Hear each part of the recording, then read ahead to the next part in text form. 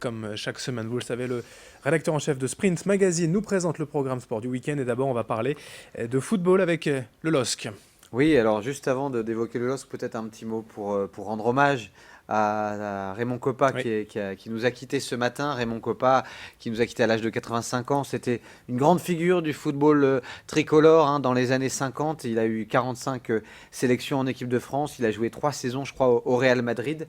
Donc vraiment une grande figure du foot français qui s'en est allé aujourd'hui. Peut-être la première star du football tricolore qui nous a quittés ce matin. oui, il était né à Neulémine, il a joué même jusqu'à ses 18 ans à l'US Neulémine. Des hommages bien sûr au plus haut niveau de l'État, dès l'Élysée ce matin pour rendre hommage à Raymond Kopa. On ne manquera pas également en ce week-end et ce lundi de rendre hommage à Raymond Kopa décédé ce matin. En Coupe de France, d'abord quand même un résultat du LOSC hier. Oui, le LOSC qui est passé in extremis, mais qui est passé quand même en Coupe de France face aux amateurs de Bergerac qui évoluent en CFA, mais qui sont quand même très très bien classés dans leur championnat, un deuxième de CFA. Alors ça a été long, ça a été compliqué, c'est passé vraiment dans un trou de souris, puisque après une première période où les Lillois ont dominé mais ne trouvaient pas la faille, la libération est arrivée par un beau but à la 70e de Ronny Lopez, on croit que l'essentiel est fait, et puis dans les arrêts de jeu à 92e, les joueurs de Dordogne finissent par égaliser, on croit, alors qu'on se dirige tout droit vers la prolongation. Et puis Eder est passé par là et a inscrit le but de la victoire pour qualifier les Lillois qui joueront en quart de finale face à Monaco. Ça reste quand même un peu tiré par les cheveux. C'est difficile pour le LOSC de reprendre confiance. Peut-être ce week-end face à Toulouse en Ligue 1. Bah, en tout cas, là, en championnat, c'est clair qu'ils n'auront pas le choix ce week-end en déplacement à Toulouse. Il faut prendre les 3 points parce que malgré des changements à tous les étages, le LOSC est toujours en grande difficulté. Il n'arrive pas décidément à prendre ses distances avec la zone rouge, avec la zone de relégation.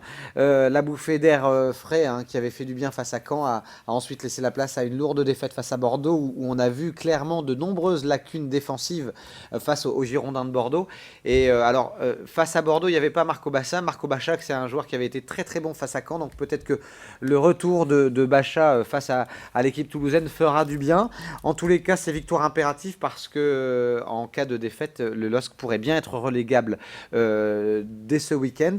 Attention néanmoins parce qu'en face, Toulouse est 9e de Ligue 1, reste sur une très très bonne série, les Toulousains, avec aucune défaite sur les 5 derniers matchs. Et en plus, ils avaient surpris le monde du football français en réussissant à battre le Paris Saint-Germain 4-1. Donc attention quand même à cette formation toulousaine. Besoin de points pour le LOSC. Également en Ligue 2 pour Lens et Valenciennes. Oui, le Racing Club de Lens qui était dans une mauvaise passe, qui a réussi à remporter le week-end dernier le derby face à Valenciennes et qui du coup s'est emparé de la 2e place sur le podium de Ligue 2 et les Lensois qui se déplaceront ce soir à 20h sur la pelouse du Red Star. Un bon succès, un bon résultat est impératif, plus qu'un point, il faut aller chercher les 3 points même à l'extérieur si les Seniors veulent rester dans leur dynamique pour la montée en Ligue 1 forcément. Et Valenciennes, c'est lundi. Oui, Valenciennes, ce sera lundi. Ce sera un match à domicile au stade du Hainaut à 20h45 avec la réception des Alsaciens de Strasbourg. En grande difficulté, les Valenciennois depuis plusieurs semaines, surtout depuis qu'ils ont perdu leur joueur attaquant, le Nuno da Costa, qui fait cruellement défaut. Et depuis, du coup, Valenciennes peine vraiment à marquer, à trouver le chemin des filets adverses. Mais qui sait, peut-être qu'à domicile face à Strasbourg, les Valenciennois vont réussir à tirer leur épingle du jeu. C'est bien sûr tout le mal qu'on leur souhaite.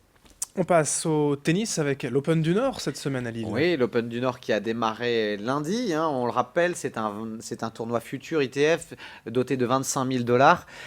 Souvent, on retrouve parmi les participants des joueurs entre la 150e et puis la 400e place mondiale.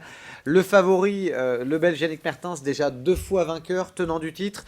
Il a plutôt bien joué jusqu'à maintenant. Il est toujours en lice au moment où je vous parle. Il est en quart de finale.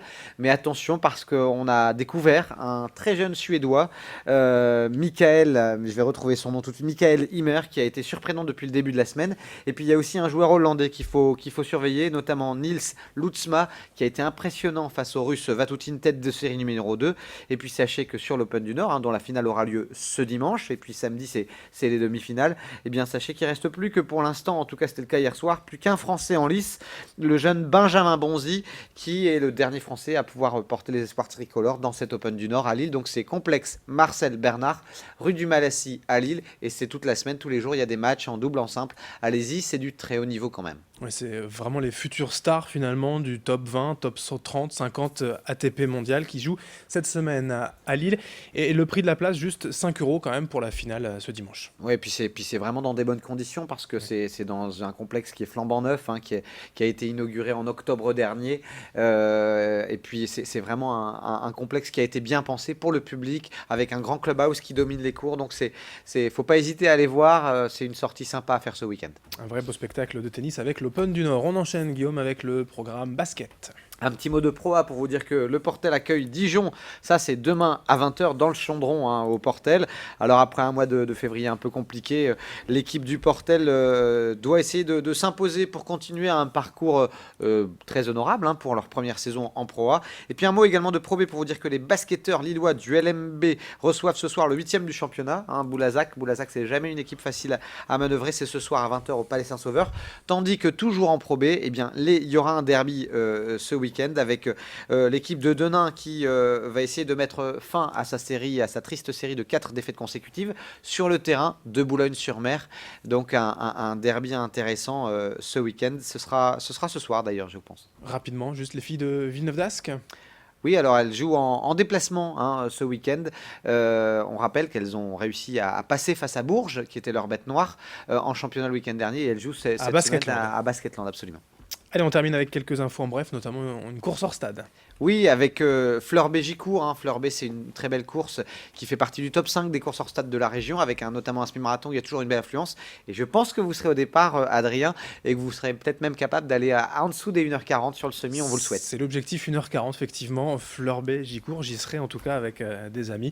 Préparation de la route du Louvre, entre autres. Et vous aussi ? J'y serai pas en tant que coureur, mais j'irai peut-être en tant que spectateur. En tant que supporter, voilà. Voilà. Encourager, on en aura besoin. Merci Guillaume pour toutes ces infos. Et bon week-end à lundi. Bon week-end à tous. Merci de votre fidélité. Dans un instant sur Grand Lille TV, l'info continue.